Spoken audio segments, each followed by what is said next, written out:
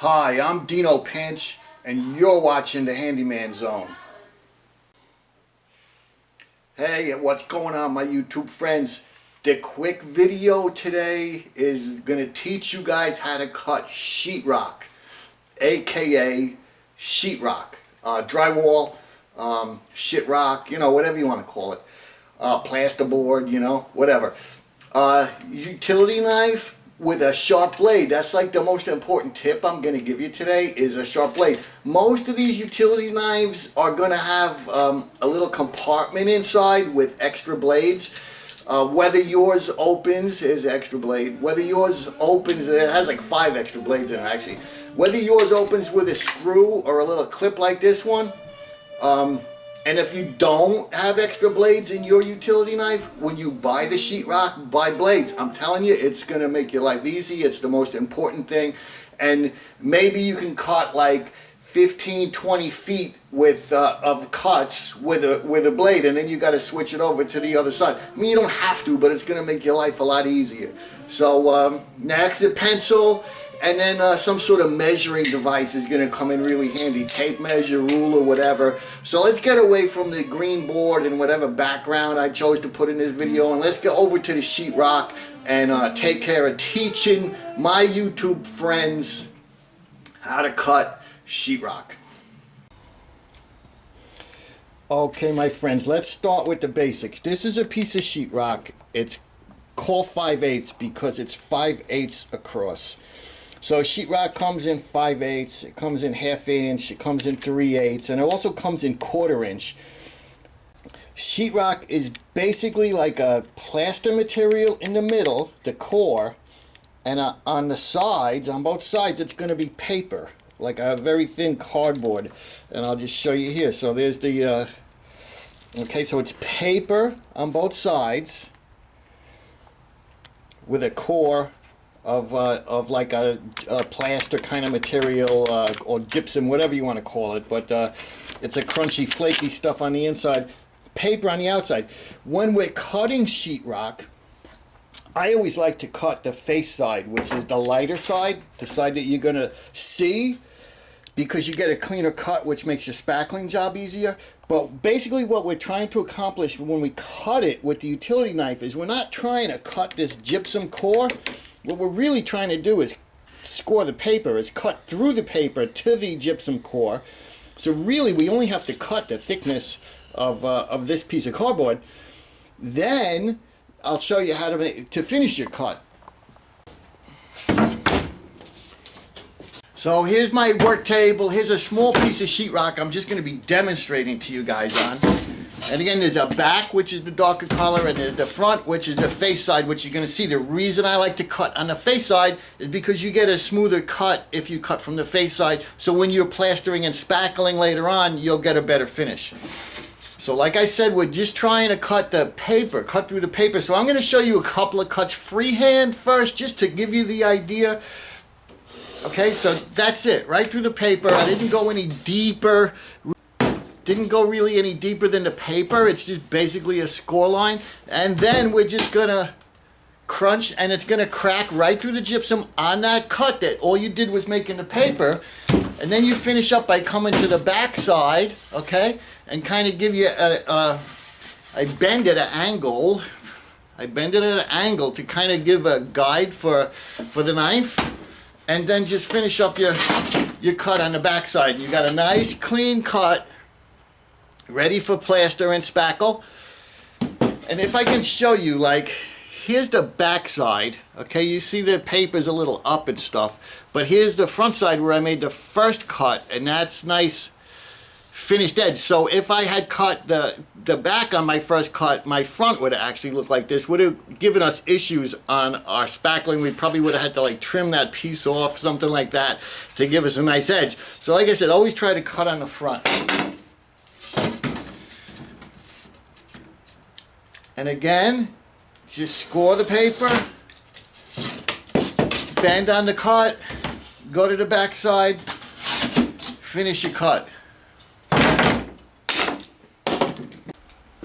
This here is a full piece of sheetrock. It's 4 feet by 8 feet long. What we're going to do is cut it in half. And I'm going to use this T-square, which helps us make a nice straight cut. These are tools sold to sheetrock, and at stores like this, when you're ready to use it, you open it up, it kind of interlocks, and you tighten the screw here, and you got a 90-degree cut on this. And the way it's recessed, it'll just sit right on top of the piece of sheetrock here and give you a nice straight edge to cut against. So showing you this in actual practice, we're going to take our tape measure, because we know this is 8 feet long. We want to cut it in half. Take our tape measure, we mark it at the 48. We're going to take our T-square, place it right on our mark, and then go ahead and make our cut. Now if I didn't have a T-square, I would make one more measurement. I have my 48 here at the top. I'm going to go to the bottom and mark a 48. And then I can take any straight edge. It doesn't have to be the T-square. I can take any straight edge, match up the 2 marks on the straight edge, put a pencil mark, and then just cut on the pencil mark. I've even used a tape measure and line up my bottom and my top 48 and carefully trace against the tape measure and then cut the pencil mark.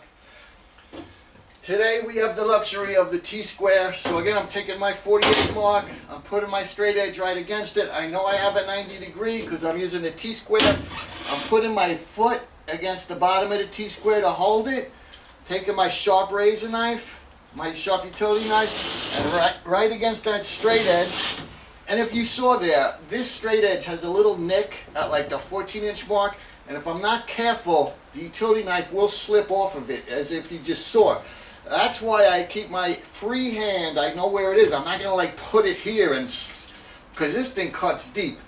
So anyway, I didn't complete my cut. I went down a little bit, so I'm going to come back again. I'm going to start and just follow. And remember, we're just cutting through the paper. You don't have to go deep. You don't have to push hard.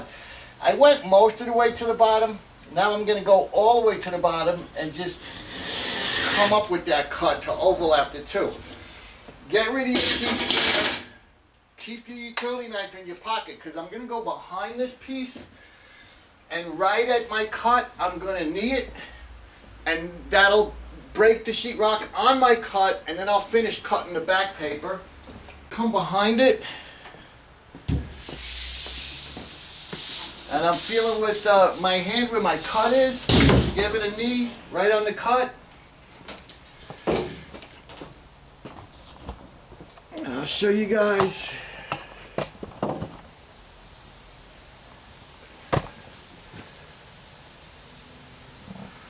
So after the knee on the cut, the sheetrock is basically cut. We got to come behind, and we're going to score that back paper with our utility knife and finish the cut.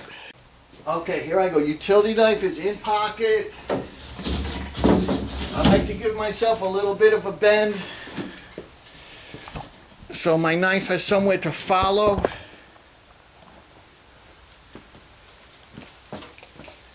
Okay, so we got like a 70-degree bend here. That's just so my knife has somewhere to follow. I'm going to come in with my sharp blade, and then from the bottom, and there you go, your sheetrock is cut. That T-square gives a nice straight cut, but I also could have followed the pencil line I made with any straight edge by measuring top, bottom, lining up the two with a straight edge pencil mark, and follow the pencil mark with your utility knife. Now I shouldn't leave this video without showing you guys how to cut round or curved lines. So we're basically just going to use this as our random generic shape, and I'm going to trace around it. But it could be, well, I'll trace a little rounder. I guess gin bottles don't make round shapes. Is that a freaking round bottle? I don't even know if that's a round bottle.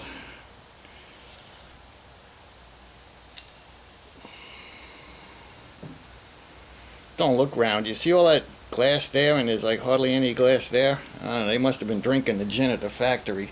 Alright, so anyway, it doesn't matter what the shape is. Let's go with this with this one here because it's a little easier to follow because I didn't make like 10 pencil marks. So it could be a light switch box, it could be a light fixture, or whatever, you know.